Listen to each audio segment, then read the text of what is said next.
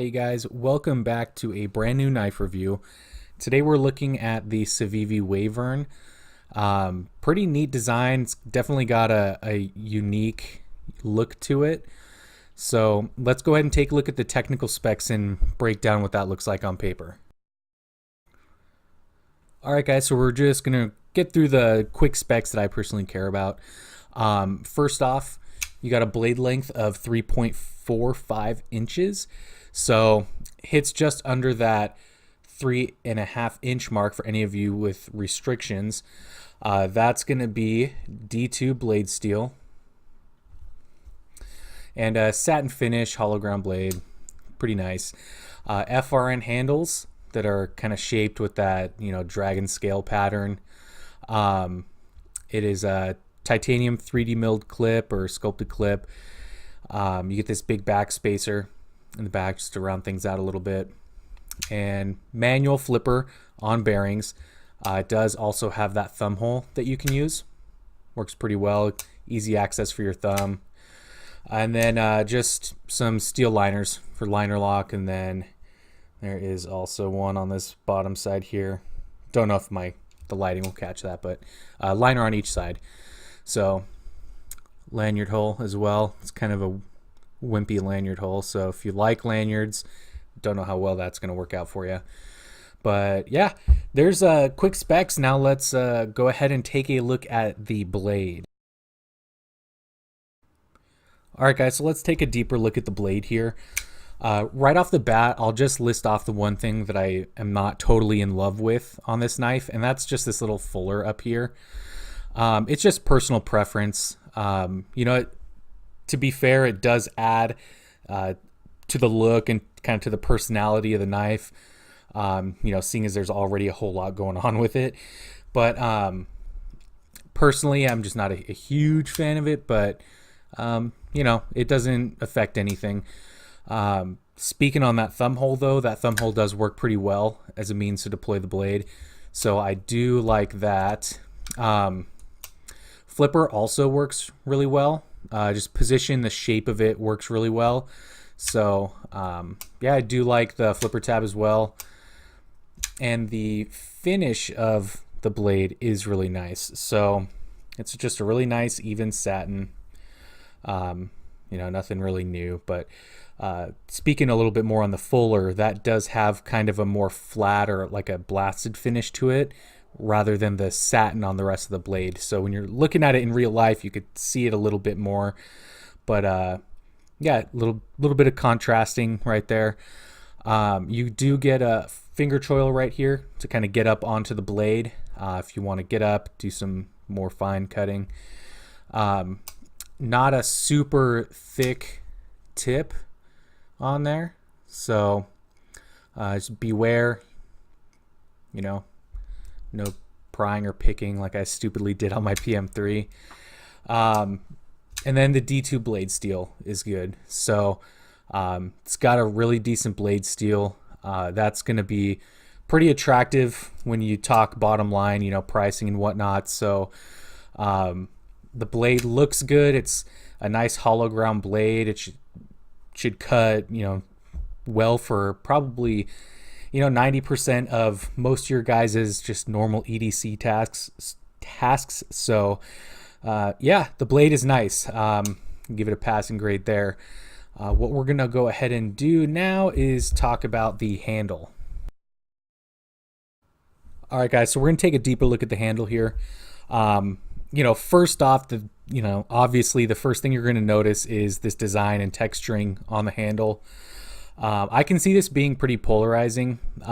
Maybe there's a few people out there that are just indifferent to it, but I feel like people are either going to really like, the design on here, or they're really going to think it's, super corny or, too extra or something like that. Personally, I like it. I think it's kind of cool. It's unique that there's not a bunch of knives out here that have, a pattern like this. But on the same point there, I can see why people would see this as super corny or extra, whatever you want to say. But yeah, I think it's pretty cool. Other than that, however, ergonomics are good. Fits in your hand really well. It's not like, molded to your hand, but it's got, pretty neutral, design here that I feel like would fit most people's hands fairly well. Thing that you're going to be missing out on lefties is that pocket clip. Like I said, it's only right hand tip up. Tip up probably not being the biggest issue, but right hand only.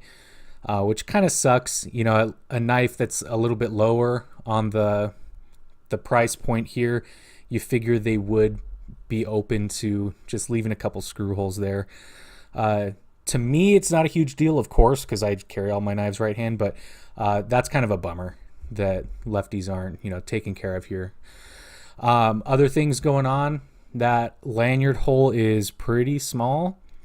With some work, you can probably get, full paracord through there, but that's going to be tough. I'm not personally one to go for lanyards, but that's not a whole lot of space. So if that's kind of one thing you're into, be ready for a battle getting any kind of cord through there. Next thing is weight. The knife is 3 ounces. So that's pretty phenomenal weight for, the length of blade that you're getting, full grip on the knife. So, almost a 3.5-inch blade, 3 ounces. That's pretty light, and it feels really light. There are stainless steel liners on each side, so they're not skimping out on steel liners for those of you that are kind of worried about that thing. Not that I feel like that would be an issue, but it's still only 3 ounces and has steel liners both sides. It's got this really big back spacer here. Just helps kind of give it a more rounded feeling. I know the Wii model of this knife, like the upgraded, all titanium, is a very contoured and I haven't had one in hand, but from what I have heard, it's very comfortable in hand.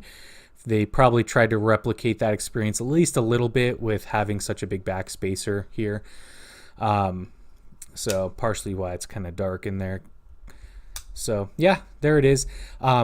Also, just pointing it out, another thing that I really like that CIVIVI does, they keep the blade pretty much clear of any markings except for that very tiny blade steel, and they just leave the logo on the pivot hardware.